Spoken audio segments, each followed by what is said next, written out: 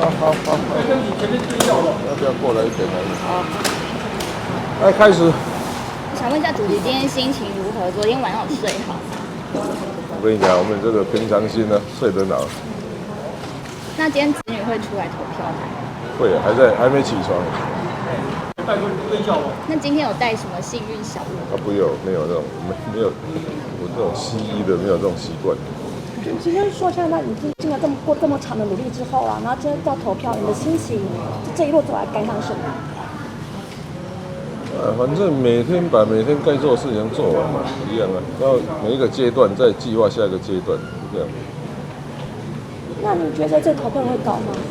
今天天气不错，应该会好一些。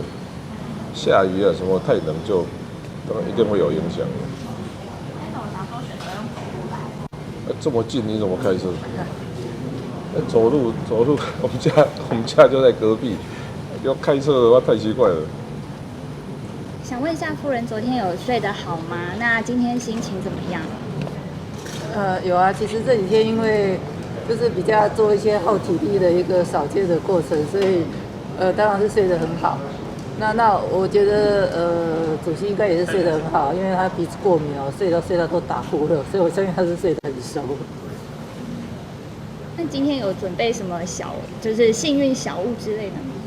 没有啦，平常没有那个习惯。我今天是把他他以前身上一些别针都把它拔掉，但并没有特别给他加一个自己的幸运的小物，没有，以前没有那种习惯。